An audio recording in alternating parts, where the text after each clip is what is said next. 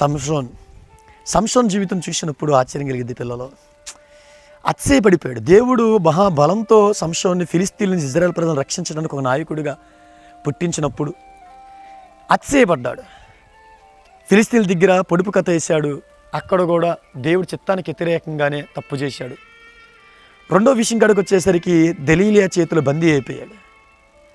ఆ విషయంలో కూడా చూడండి, దెలీలా నీ బలం ఎక్కడుంది అని అడిగినప్పుడు నా బలం దేవుడు అని చెప్పాలి కదా. దావీదుని ఒక్కసారి చూడండి. దావీదు విషయంలో ఎంతోమంది కుట్రాలు కలిగి ఉన్నారు, ఎంతోమంది కక్షలు కలిగి ఉన్నారు, ఎంతోమంది ఆయన చంపాలని చూశారు. కానీ కోట్ల మంది దావీదుకి విరోధులైన ఒక్కరు కూడా దావీదు తల వెంట్రుకడు పీకలాపారు.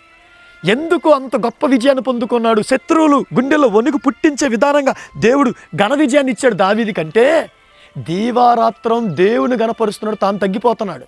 దేవుణ్ణి హెచ్చించాడు, తాను తగ్గిపోయాడు. అందుకే దేవుడు ఘనంగా వాడుకున్నాడు. సంసోను చూస్తే తను హెచ్చించుకున్నాడు, దేవుని తీసి పక్కన పెట్టాడు. అందుకే నీ బలం ఎక్కడుందని దెలీలా అడిగినప్పుడు నా జుట్టులో ఉంది బలం అన్నాడు. కానీ నన్ను పుట్టించి నన్ను నడిపిస్తున్న నా దేవుడిలో నా బలం ఉందని చెప్పలేకపోయాడు. పిల్లలు ఒక్కసారి ఆలోచించండి. నా దేవుడు నా బలం అన్నప్పుడు దెలీలా ఏం చేసేది? కోట్ల మంది ఫిలిస్తీయులను ఏం చేశాడో చెప్పండి. అలాగే ఈరోజు చాలామంది కదా, దేవుణ్ణి హెచ్చించాల్సిన వాడు తను హెచ్చించుకున్నాడు. దేవుణ్ణి గొప్పగా చూడాల్సిన వాడు తను గొప్పవాడని దేవుణ్ణి మర్చిపోతున్నాడు. అందుకే ఎంతోమంది భక్తులు కూడా బలహీనలేపి పడిపోయారు. కానీ ఇక్కడ భక్తులను చూడండి, దావీదు గారు, యోబు గారిని, దానియేలు గారిని, చాలామంది భక్తులు దేవుణ్ణి బలంగా ఆలోచించారు, దేవుణ్ణి గొప్పగా ఆలోచించారు, దేవుణ్ణి హెచ్చించారు. వాళ్ళు తగ్గిపోయారు. దేవుడే నా బలం అన్నారు, వారు తగ్గించుకున్నారు. ఇప్పుడు దావీదుని చూస్తే గొలియాతును హతమార్చడానికి నా దేవుడిదే యెహోవా యుద్ధం అన్నప్పుడు సంసోన్ అయితే నా జుట్టులో బలం ఉండబట్టి నేను జయించా అన్నాడు. కనుక నా బలం నా జుట్టే అన్నాడు. దావీదైతే నా బలం నా దేవుడు అన్నాడు. చూడండి ఎంత తేడా వస్తుందో. సంసోను పొడుపు కథలేసి తను హెచ్చించుకున్నాడు. దావీదైతే ప్రతి విషయంలో దేవుణ్ణే కనపరుస్తున్నాడు తన మాటల ద్వారా. దేవుడే బలం, దేవుడి నా ఆశ్రయ దుర్గం, దేవుడి నా తోడు, దేవుడే నా ఊపిరి, దేవుడిలందు నేను లేను, దేవుడిని కనపరుస్తున్నాడు.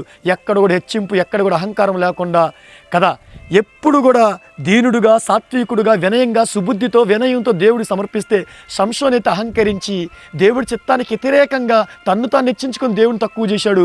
అందుకే ఫిలిస్తీన్ల చేతులు బందీ అయ్యి చివరికి అప్పుడు పశ్చాత్తాపడి దేవుడిని అడిగితే శత్రువులు నవ్వుకున్నారు. మా దాగోన్ దేవత మమ్మల్ని ఈ ఇజ్రాయేలుని పట్టించింది, ఈ హెబ్రీని పట్టించింది ఎగతాళి చేసి నవ్వేటప్పుడు ఇంచుమించు దేవుడిని బలం అడిగాడు. నా పాపం క్షమించయ్యా, నువ్వు గొప్పవాడు, నువ్వు బలవంతుడని చెప్పకుండా నన్ను నెచ్చించుకోనాను, నిన్ను చిన్న చూపించాను, నీ చిత్తానికి వ్యతిరేక తప్పు చేశానన్నప్పుడు దేవుడు బలం ఇచ్చాడు. ఒక్కసారా ఆ గుడికి ఆధారం 2 స్తంభాల లాంగల్లే ఫిలిస్తీన్లు చాలామంది చచ్చిపోయారు సంసోనుతో పాటు. మొత్తానికి సంసోను పశ్చాత్తాపం దేవుడు ఆలకించాడు. ముందే జాగ్రత్త పడండి, దేవుని గొప్ప చేయండి, మనం తగ్గిపోవాలి. అప్పుడు